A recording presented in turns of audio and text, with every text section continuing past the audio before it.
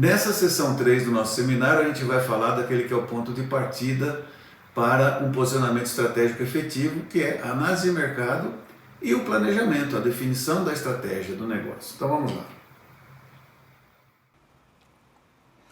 Bem, o marco, digamos, de referência para o posicionamento estratégico deve ser o modelo de negócio, ou seja, o sistema de negócio como um todo. Nesse sentido, uma ferramenta útil, que vem utilizando em vários clientes, é o mapa de modelo de negócio, conhecido como Canvas, né, com seus 9 elementos. Agora, o sistema de negócio, por sua vez, esse mapa, né, esse modelo de negócio, está inserido dentro de um contexto, um ambiente, né, um entorno estratégico. Mas é preciso ter uma visão clara dessas variáveis que o ambiente de negócios deve estar considerando, né? Que são as tendências, desde tendências, né, de regulamentos, de normas, de leis, tendências tecnológicas, tendências sociais, culturais, tendências socioeconômicas, tudo isso aí é que preciso tomar em conta. Além das forças que estão competindo no mercado, onde você tem os players, tem os concorrentes, tem os sócios estratégicos-chave, né? Você tem também do outro lado, olhando para o mercado, os clientes, né? Os vários segmentos, as necessidades, o tamanho do mercado, os potenciais que tem, né? Os diferentes mercados, tá certo? Além disso, né? A macroeconomia como um todo do mercado que se está analisando. Esses são vários aspectos a considerar. E é muito fácil se perder nisso aí tudo, né? Ok. Então, para isso aqui, eu tenho usado e recomendo um checklist, um análise SWOT, só que não esse análise SWOT que você não tem uma referência, vai levantando, né, as fortalezas, debilidades, oportunidades e ameaças, mas senão direcionando, né, em vez daquilo, direcionando esse questionamento àqueles 9 elementos do Canvas. E você faz isso visando, né, esses 9 elementos na situação atual, ou seja, as nossas fortalezas, né, e as nossas debilidades, e também dando uma olhada em direção ao futuro, no que seja aí lado negativo as ameaças e as oportunidades para explorar no ambiente de negócio.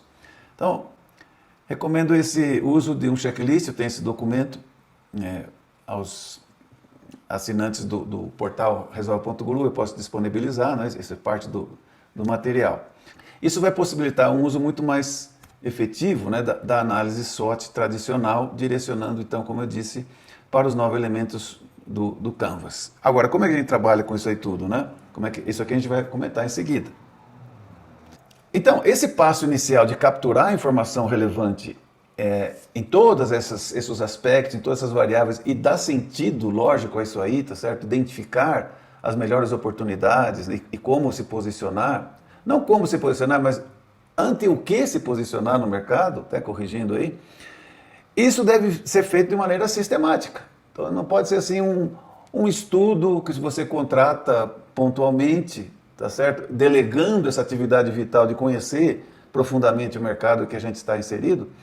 Isso não pode ser feito terceirizando, minha opinião, né, essa atividade tão vital.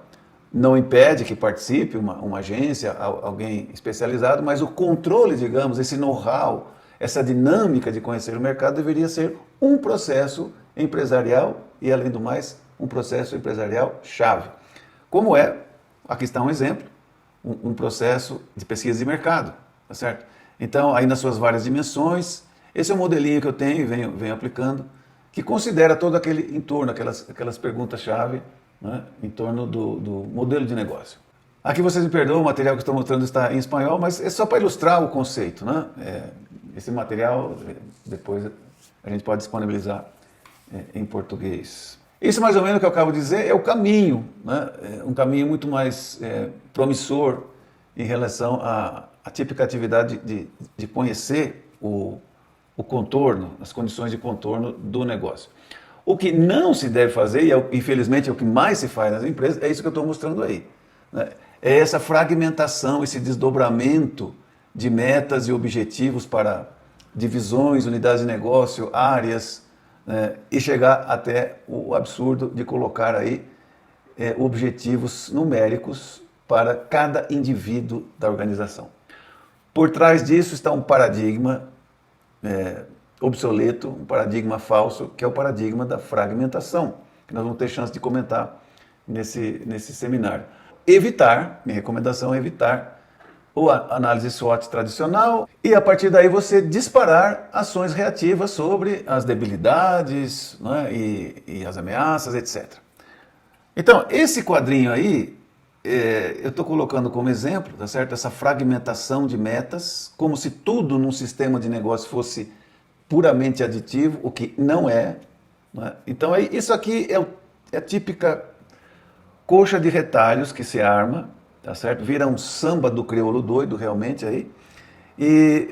Isso aí vai ter, inevitavelmente, né, objetivos, esforços que não vão apontar para um todo coerente e muito provavelmente até vai haver conflitos entre essas metas e objetivos aí, as diferentes áreas e sem mencionar entre os diferentes indivíduos. Ok, então, isso aí eu acho que está mais que comprovado, para quem pensa um pouquinho mais profundamente, mais claramente, que não funciona, não é por aí. Então, o que a gente faz? Se isso aí não é o que mais se faz, não está funcionando, tá certo? Não traz os melhores resultados, às vezes traz, mas é por misericórdia divina. Nós precisamos de alguma coisa que seja mais sistemático, tá certo? Mais efetivo na prática. Esse quadro que está aqui, essa tabela, foi quando eu comecei a buscar uma solução mais poderosa para a questão de planejar, ou seja, a partir da informação vital que eu tenho do mercado e do conhecimento que tem a equipe de planejamento do negócio, tá certo? O que a gente pode fazer? Como que eu posso usar esse know-how, essa informação, de maneira mais efetiva, mais poderosa, para estabelecer uma estratégia clara, né, e eficaz? Então, aí nas linhas dessa tabela estão o que eu considero requisitos para um método ideal de planejamento. Nas colunas, você tem as diferentes abordagens aí praticadas nas empresas. Você tem o planejamento estratégico tradicional, baseado na análise SWOT. Você tem o popularíssimo Balanced Scorecard, tá certo? Com também, não é muito diferente, com seu desdobramento de metas, fragmentado, como eu acabo de dizer.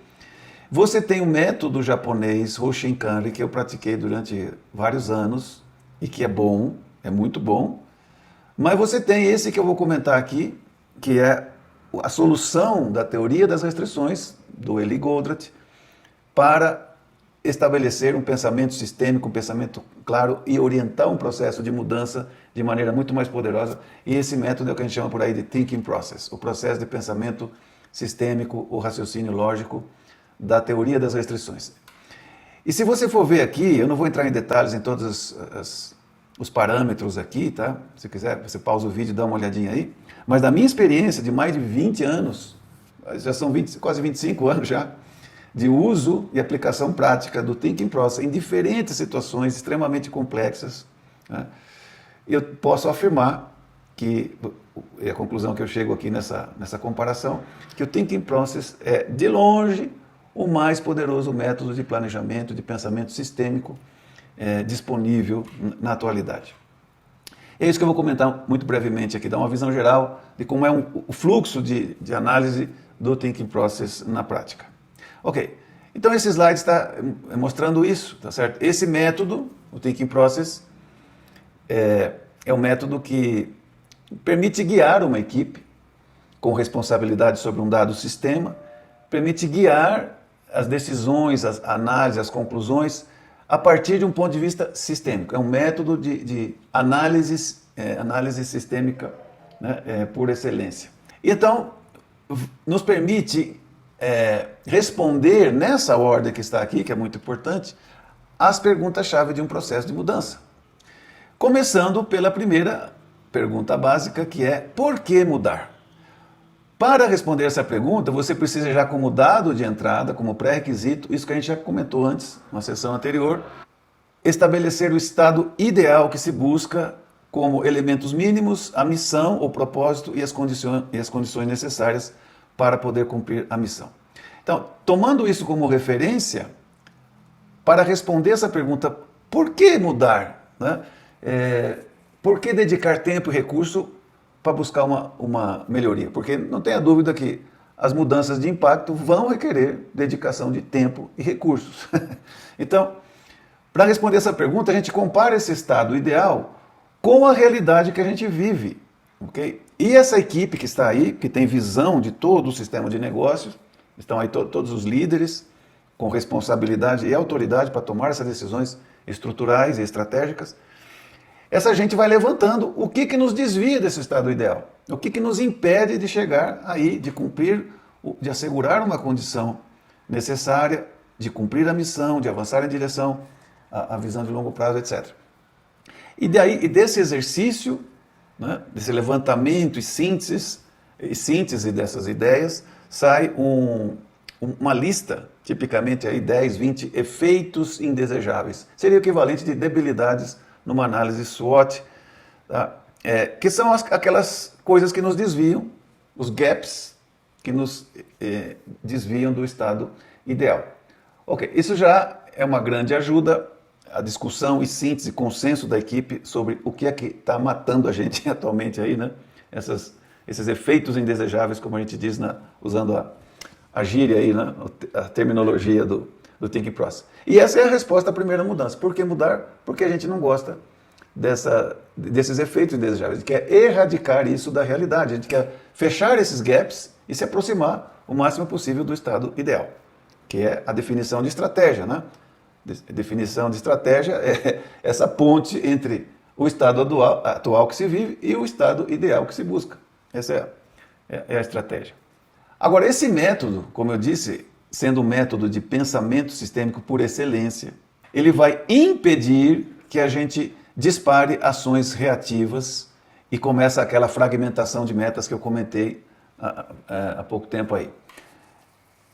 Então, em vez da gente fazer isso, aqui está uma debilidade, aqui está um problema, então, qual que é o objetivo, qual que é a meta que a gente vai colocar, a meta numérica, e começar toda aquela história que você já conhece, não vamos por aí, porque esse é o caminho do desenfoque, é o caminho da dispersão, é o caminho do desperdício de recursos, né?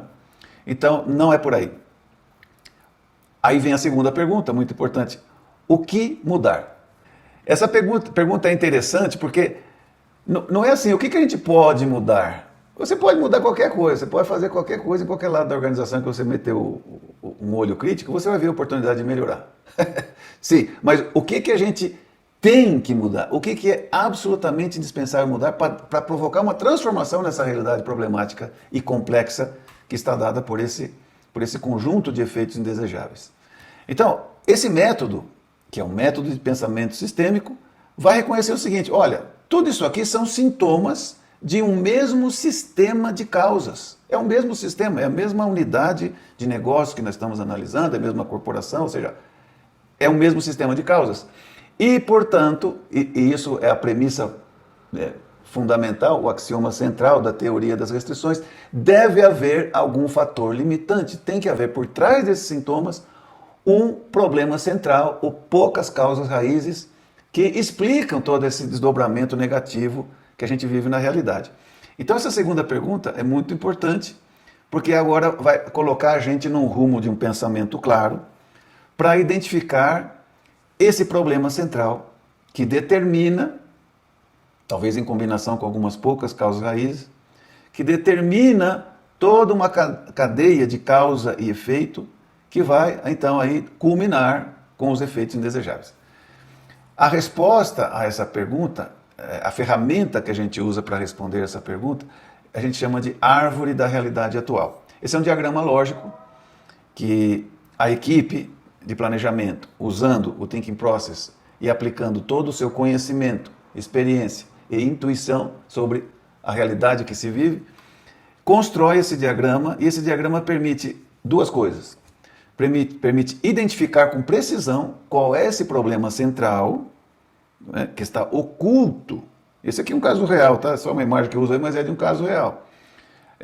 O problema central que está oculto debaixo de várias camadas de causa e efeito, e que daqui se dispara então essa sequência que acaba explicando, né, com rigor lógico por que acontece todo esse conjunto de efeitos desejáveis. E aqui está a resposta à segunda pergunta. O que nós temos que mudar Isso é o que a gente tem que mudar. Esse problema central aqui não pode continuar na nossa realidade. Temos que dar um tratamento efetivo a esse problema central. Temos que eliminar pela raiz esse problema central. Porque se a gente não fizer isso, esses sintomas, esses efeitos indesejáveis vão continuar e se tornam problemas crônicos. Agora aqui também, para prosseguir com a análise, já respondida a segunda pergunta, a gente fala assim, poxa, mas por que acontece isso? Por que um problema de tamanha relevância, que tem esse tremendo impacto, né, o que é que sustenta isso aí? Como é que gente competente, inteligente, experiente, permite que algo tão impactante, né, e tão limitante no que a gente busca como evolução, como é que isso aí é possível? Né, que gente assim tão boa não se dê conta e não trate bem esse problema. Aí a gente vai usar um princípio desse método, do Thinking Process, que diz o seguinte, olha, se você vive um problema feio, relevante, de maneira crônica, é porque esse problema, na verdade, é um sintoma de um conflito subjacente ao qual a gente não deu uma solução ganha-ganha. Esse conflito não se resolve, ele se perpetua se você propuser, conscientemente ou não, uma falsa solução. E tem dois tipos, né, de falsas soluções. A ganha-perde e a perde-perde. Né? Na ganha-perde a gente privilegia um lado do conflito, sacrifica o outro, e na perde-perde a gente não faz bem nenhuma coisa nem outra. E o problema continua. Então, esse método tem um outro diagrama lógico chamado nuvem de conflito, que permite fazer três coisas. Identificar a estrutura do conflito, quais são esses lados antagônicos do conflito, qual que é o dilema administrativo aplicado aqui no planejamento estratégico. Não só isso, mas também expor, e essa é uma característica única desse método de pensamento sistêmico, expor a forma de pensar, os paradigmas, as premissas de fundo, que muitas vezes a gente aceita tacitamente, sem maior questionamento, e que com frequência são falsas ou questionáveis. E mete a gente nesse rolo todo aí. Okay? Então, segundo passo, expor os paradigmas, expor a forma de pensar, expor as premissas que estão sustentando o conflito. E não só isso, já entrando na terceira pergunta, essa mesma técnica nos permite identificar como eliminar o problema resultante, como eliminar o conflito, com algumas ações estratégicas que a gente chama de injeções. A terceira pergunta aí, uma vez que a gente já entendeu o que a gente tem que mudar, qual é o problema central e por que esse problema acontece, qual é a forma de pensamento que sustenta esse problema, a gente já está aqui já transicionando para a terceira pergunta, que é mudar em direção a quê? Mudar para onde? Qual é o caminho mais promissor de mudança? Certo? E aí a gente, completando essa análise da nuvem de conflito, a gente identifica aquelas ações estratégicas que permitem erradicar o problema central, e isso então, se esse problema determina todo esse desdobramento negativo, se ele já não existe, esses efeitos indesejáveis se transformam em seu oposto numa realidade futura, passa a ser efeitos desejáveis numa realidade futura. Aí a gente constrói, para responder essa pergunta, qual a direção da mudança, a gente constrói um outro diagrama lógico, de novo, usando todo o conhecimento, experiência e intuição da equipe, a gente identifica aquele conjunto de ações estratégicas que parte dessas injeções primárias, tá? Essas ações estratégicas primárias que eliminam o problema central, mas que também se complementa com outras ações necessárias e suficientes para conquistar esses agora efeitos desejáveis, objetivos estratégicos na realidade futura, que são opostos aos efeitos indesejáveis. Aqui também a gente aproveita para ver, ok, e que mais? Que outras oportunidades estão pintando aí nessa realidade que a gente pode explorar e conquistar, então, outros objetivos complementares aí na realidade futura. Ok, então tudo isso aqui é validado, é identificado e validado esse conjunto de ações estratégicas necessárias e suficientes para provocar uma transformação, não uma pequena melhoria, uma transformação radical da realidade. O maior salto possível entre a realidade atual e esse estado ideal. Está resumido aqui nesse conjunto de ações estratégicas. Respondida então a terceira pergunta, aí vem a questão da execução. Ok, como que a gente torna isso aí uma realidade? Como causar a mudança e não ficar só no nível aí de declarações, de lindas intenções estratégicas, mas realmente aterrissar e concretizar isso na operação. Aí para responder essa pergunta, a gente constrói um mapa de estratégia e tática que coloca em ordem, né, em prioridade organizacional e em sequência cronológica, coloca todas essas iniciativas e projetos estratégicos em sua ordem de execução. Okay? Isso permite, vai assegurar, com um bom acompanhamento, vai assegurar essas duas coisas vitais para o sucesso na execução estratégica, que é foco e disciplina. A gente vai comentar um pouquinho mais sobre isso aí. E aí vem uma quinta pergunta. Ok, à medida que a gente vai avançando, implementando esses projetos estratégicos, tá certo? Isso provoca uma nova realidade. Justamente já estamos em outra onda, em outro nível, já com a execução desses projetos estratégicos. Aí vem a questão da melhoria contínua, mas de um ponto de vista global, do ponto de vista sistêmico, né? Aí a quinta pergunta é como sustentar o PUG. O PUG é uma terminologia aí da teoria das restrições, né? Que vem do inglês Process of Ongoing Improvement. Nada mais é do que o Kaizen, a melhoria contínua, só que praticada no nível global, nível sistêmico. Tá? Então aí, a resposta a essa quinta pergunta, tá certo? Agora que a gente está numa outra realidade, repete o ciclo. Tá? E para fazer isso aí de maneira sistemática, a minha recomendação é padronizar esse fluxo analítico e tratar de ir aperfeiçoando esse fluxo num processo padronizado de planejamento estratégico. Aqui está um exemplo que eu implementei no cliente, que tem como fundo essa metodologia, o Thinking Process aplicado aí na realidade específica da empresa. Certo? Então aqui você tem o fluxo de atividades, os cargos que estão envolvidos, quais são os processos, fornecedores que dão informação para que o planejamento estratégico se execute e assim vamos. Fica a dica aí de padronizar um processo de planejamento estratégico. Agora, falando aí em execução, em assegurar foco e disciplina, eu abri aqui uma subseção para comentar essa regra da corrida de bastão, que é a forma mais simples de obter agilidade e previsibilidade na execução estratégica. É vergonhosamente simples, não é tão fácil de implementar, porque requer muita visão e liderança, tá certo? Mas conceitualmente é muito simples de entender. Vou explicar aqui e por que ela é tão poderosa. Tá? O cenário típico que a gente vê, tá?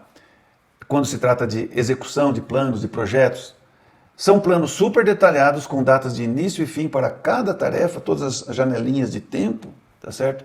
Desde o lançamento do projeto até a sua entrega final.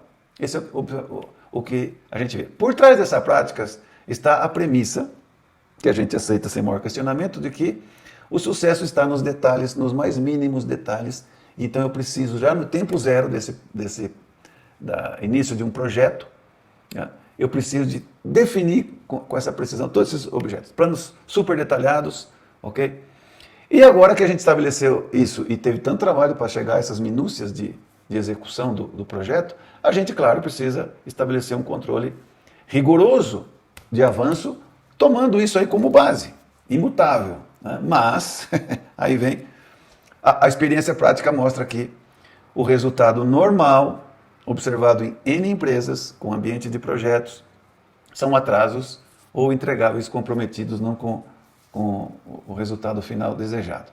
Então, e por que passa isso? Tá? Aqui nós vamos mais para frente dedicar toda uma sessão para desenvolver melhor essa questão da execução de projetos. Tá? Mas é um fato conhecido que a previsibilidade, o grau de incerteza de uma previsão que a gente faça, ele vai aumentando quanto maior é o horizonte de planejamento. Se eu tenho quero fazer previsão para algo que está muito próximo aí no tempo, por exemplo, o que eu vou comer agora na hora do almoço, eu tenho alto grau de previsibilidade do que eu vou comer agora. Mas se eu fazer o que eu vou comer daqui a 6 meses e 5 dias, vai ser difícil, né, prever. A incerteza aumenta com esse horizonte de tempo. Esse é um fato. Isso aqui não é uma expressão matemática, mas é um fato da realidade, um conceito. Ok. O plano tradicional que a gente faz, né, desconsiderando aquele fato, é o seguinte: suponha que você tenha aí um plano, um projeto que tenha vários marcos, né, vários milestones para você executar ao longo do tempo. Ok? Então você tem aqui marco 1, marco 2, 3, os milestones, para usar o termo em inglês. Então, para um horizonte de tempo curto, algo que vai, um marco que você deve entregar, um entregável aqui em pouco tempo adiante, o seu nível de previsão, de previsibilidade é alto. Mas já até o final do projeto, né, isso aqui já está numa região altamente incerta. Ok? Mas a gente não faz caso disso e já tenta estabelecer, e faz isso, dedica tempo, recursos para fazer um plano nos mais mínimos detalhes aqui no tempo zero, no início do projeto. Ok? A partir de que a gente fez isso e definiu esse plano, tá certo? Qualquer desvio em relação a esse plano é visto como um problema. E a gente trata de manter o plano que foi estabelecido aqui no tempo zero com alto grau de incerteza e frequentemente baseado em especulação de coisas que a gente não sabe, né, a dinâmica do futuro. Okay? Mas a gente faz vistas grossas a isso aí. E o problema é que a gente está, à medida que o plano, né, a incerteza vai se manifestando, as variáveis, os imprevistos, a gente está apegado a um plano cada vez mais fora de sintonia com a realidade. Isso não é uma boa prática. As consequências estão aí no ambiente típico de projetos. Qual que é uma melhor solução que toma em conta esse fato do incremento da incerteza com o tempo? É o que a gente chama aí, para usar um termo em inglês, Rolling Wave Plan. Okay? Então a gente faz, isso é o que se pratica no Scrum, né, na mais popular, mais conhecida metodologia ágil aí, para execução de projetos. Então o que é o Rolling Wave Plan? Qual que é o conceito aí? A gente tem um conteúdo de projeto, a gente faz um planejamento inicial do projeto, mas sem aquele plano detalhado nos mínimos detalhes. A gente faz a nível de marcos, de milestones. Okay? E aí a gente vai abrindo janelinhas de maneira rolante, digamos assim, abrindo janelinhas de planejamento, mas para horizontes curtos de tempo, para intervalos curtos. Então eu faço um planejamento, só agora que eu abro as tarefas necessárias para ter esse entregável aqui nessa data. Isso é o que a gente chama de sprint. Né? Então a gente faz um levantamento de tarefas, esse conjunto de tarefas a gente chama de, usando aí a terminologia do Scrum, o sprint backlog. E como é um horizonte curto de tempo, tipicamente aí 2 semanas, não mais de 4, a gente tem alto nível de confiança do que se pode executar aí. As informações estão disponíveis para esse horizonte curto de tempo. Uma vez que a gente fez isso aí no entregável, né, desse sprint, a gente já com as informações, experiências, lições aprendidas, a gente faz a próxima janelinha de tempo, o próximo sprint e vai fazendo assim. E você observa que como o planejamento é feito para o próximo horizonte curto de tempo, 2 semanas tipicamente, na maioria das indústrias, você vai mantendo alto nível de previsibilidade, porque você vai se adaptando dinamicamente às mudanças que vão ocorrendo, às coisas, às novas variáveis que vão entrando ao longo da execução do projeto. Ok, então esse é o Rolling Wave Plan, que se beneficia de duas coisas positivas. Tá? Pelo fenômeno de agregação estatística, né, esse conjunto de tarefas, a incerteza associada às tarefas necessárias para cumprir todos os marcos, todos os milestones do projeto, existe um fenômeno de agregação estatística, né, que é essa incerteza intrínseca que existe em cada tarefa individual, quando você considera um pacote de trabalho, tá certo? Que é as tarefas que cumprem um milestone do projeto, essa variabilidade global ela diminui. Tá? Isso aí é um teorema da estatística que você pode demonstrar, né? Esse fenômeno que a gente chama de agregação estatística. E por outro lado, os planos de sprint, agora detalhado o nível de tarefa, né, tem boa previsibilidade, como eu já explicava, pelo curto horizonte de tempo. E a gente vai ao longo do passeio aí, fazendo esses ajustes dinâmicos de acordo com as novas informações obtidas. Então isso funciona muito melhor. Né? Eu tenho observado isso e a gente vai desenvolver esse tema mais para frente, um pouquinho mais de detalhe, okay? Quando falar do Multi-Project Scrum. Então, moral da história, não precisamos de longos horizontes de planejamento quando a gente tem a capacidade de fazer ajustes dinâmicos. A ilustração aqui, né? você tem esse tremendo navio aí, tá? Para você fazer uma mudança de percurso, você tem que já planejar muito tempo antes, né, para mover toda essa massa aqui. Mas se a gente está numa lancha ágil, dinâmica, né, a gente pode tomar decisões muito mais rápidas, ok? Então, saímos dessa etapa aqui, desse slide, com um conceito importante. Reduzir o horizonte de planejamento, me refiro ao planejamento detalhado, nível de tarefas, é a forma mais poderosa para minimizar os riscos e incertezas. É isso que se pratica e isso é que justifica, em grande parte, a eficácia do Scrum entre as metodologias ágeis. Ok, então estamos falando aqui de execução estratégica. Aí, existe essa estatística, né? Os próprios criadores do Balance Scorecard, nos seus livros, eles comentam dessa estatística, de que 90% dos planos estratégicos não se cumprem, né, integralmente. Você não consegue, uma taxa de fracasso aí, né, alta, tá certo? 90% não se executa conforme planejado. Tá? Existe um estudo mais recente, que eu comento mais adiante no seminário, que essa estatística é ainda pior que isso aí. Então, é alto o fracasso, né, o índice de fracasso na execução. E por que acontece isso? Basicamente por dois fatores. Falta de disciplina e falta de foco. Ok? E é muito comum essa prática de que os gestores, os líderes, os gerentes vão passando às equipes de projeto mais e mais trabalho, mais e mais projeto. Aqui toma, isso aqui é importante. A pessoa começa a fazer, aí vem outro e toma. Isso também é igualmente importante. Essa prática tão comum, né, tá assumindo essa premissa aí, ó. Afinal, o pessoal dá um jeitinho, sabe? A capacidade do pessoal aí sempre dá para acomodar mais trabalho. Okay? Vamos fazendo aí, toma isso aqui mais. No final, se a gente traduzir isso aí, a premissa de fundo aqui é o seguinte: a capacidade de reação, a capacidade de trabalho é infinita. Declarado dessa maneira é um absurdo, né? Mas na prática é isso aqui que está no fundinho.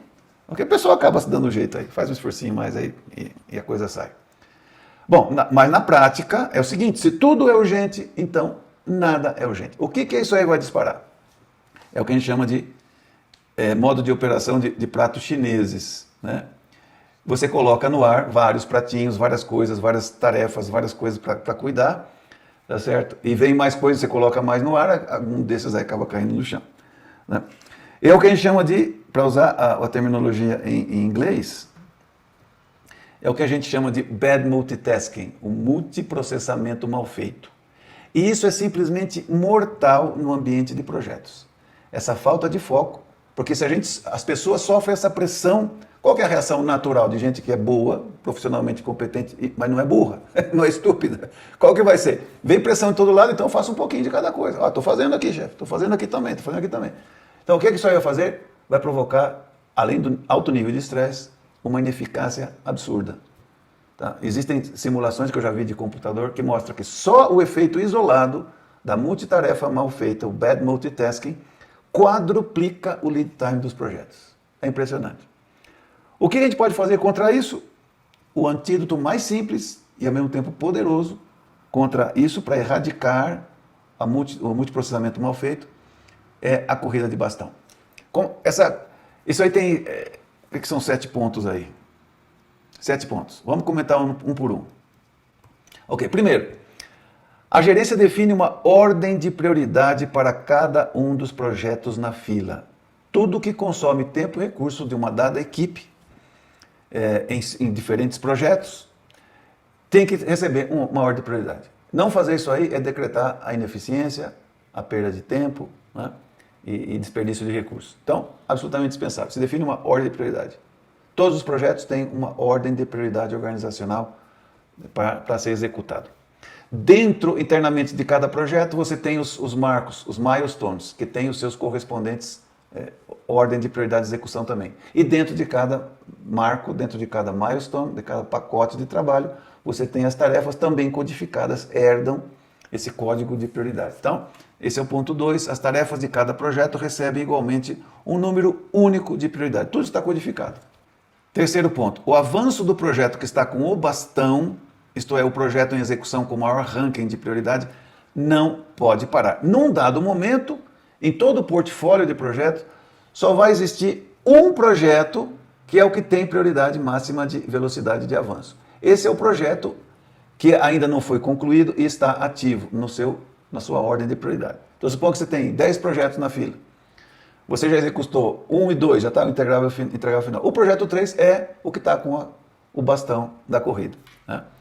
Então, assim como passa numa corrida, por exemplo, 4 por 100, o atleta que está com o bastão dá prioridade máxima para que esse bastão avance o mais eficientemente possível para fazer a transferência, concluir o mais rápido possível, com qualidade, fazer a transferência para o seguinte. Então, esse projeto que tem o bastão organizacional de prioridade não pode parar, deveria fluir como bala, porque esse é o que mais agrega valor, por isso que ele é prioritário nesse dado momento. Quarto ponto, quando um recurso, uma pessoa, um profissional, recebe múltiplas tarefas simultaneamente, sempre dá preferência para executar ou avançar primeiro a tarefa que tenha maior ranking. Então não tem estresse. Vem aí para uma dada pessoa, suponha aí um engenheiro, ele recebe na semana 10 tarefas que competem a ele executar. Não tem estresse, o que tem que fazer é, ok, dessas 10, qual é a que tem código de prioridade mais elevado? Essa eu faço, a essa me dedico, tomo esse bastão, me dedico e faço com máxima agilidade, né, e qualidade e passo adiante. Ok? Quinto ponto, é isso que eu acabo de dizer. Toda tarefa iniciada deve ser executada com máxima velocidade e qualidade e imediatamente passada adiante. Imediatamente. Fluxo, criação de valor. Sexto, essa é a parte mais problemática aqui, porque choca diretamente esse paradigma que a gente tem de controle, né, da pessoa. Ponto 6. Não há pressão de prazo da gerência sobre as pessoas para que concluam uma tarefa iniciada. Yeah. Obviamente, se é a pessoa correta, ela vai ter esse compromisso e vai ter entendido o quinto ponto, que uma vez que ela assumiu uma tarefa, ela tem que se dedicar e entregar com máxima agilidade e qualidade. Ok. Mas a gerência não pode colocar essa pressão. Tem que, colocando profissionais com o perfil correto, delegar, empoderar esse compromisso para a pessoa, né? Se a pessoa pergunta, que prazo que eu tenho para terminar essa tarefa? Né? Quando você terminar, qual que é a prioridade? É essa tarefa aí que você tem, essa é a que tem maior código de prioridade. E a história é, trate de executar com máxima agilidade. Sétimo ponto, quando uma pessoa conclui uma tarefa, deve buscar adiantar a próxima tarefa prioritária sempre que seja possível. Então ela volta àquele listado de tarefas, preferivelmente num painel visual, e vê qual é a próxima tarefa que eu poderia adiantar. Agora que eu já passei o bastão daquela anterior, qual que é a próxima que eu vou pegar para executar? Se nada impede, se não existe uma antecessora daquela tarefa que ainda não foi concluída, a pessoa vai lá e pega. Então, se tem, vai vendo a próxima e vai adiantando o que se pode adiantar. A simples prática dessa corrida de bastão aumenta incrivelmente a eficiência no avanço dos projetos. Eu tive a oportunidade de receber treinamento com uma das autoridades mundiais em Project Management do planeta. O nome dele é Lawrence Leach. Eu tive a oportunidade de receber treinamento diretamente com ele em Project Management, em corrente crítica, Critical Chain, o método da teoria das restrições para projetos. E esse cara, que nesse momento aí fazia parte do board do Project Management Institute, que gera a bíblia de gerenciamento de projetos, esse cara falou o seguinte, olha, eu tenho entre meus clientes várias corporações que gastam milhões de dólares em softwares para controle de projetos, esse tipo de coisa, né? Mas eles frequentemente não têm tão bons resultados quanto empresas que às vezes fazem seus planos de projeto em Excel, mas que cumprem magistralmente bem essa simples regra da corrida de bastão, né? Então, funciona. Eu tenho visto que funciona. Na sessão 7 do seminário, mais adiante, eu vou desenvolver melhor esse tema de projetos, tá? E vou poder responder aí, dar dicas importantes sobre esses pontos que estão, né? Como identificar e descrever as oportunidades de criação de valor através de projetos, né? Como priorizar, uma vez identificadas as oportunidades, como priorizar os projetos de alto impacto. Como agilizar o avanço global de todo um portfólio de projetos, tá? Esse controle da velocidade global do portfólio, como que eu posso agilizar isso aí? sem entrar em microgerenciamento de tarefas internas ao projeto. Tá? Como aplicar o Scrum em um ambiente de múltiplos projetos com recursos compartilhados, que é um desafio. O Scrum tradicional, que você encontra aí na literatura, não tem uma resposta para isso. Tá? Mas a gente vai comentar sobre uma solução que eu mesmo desenvolvi, que se chama MPS, Multi-Project Scrum. Aguarde a sessão 7.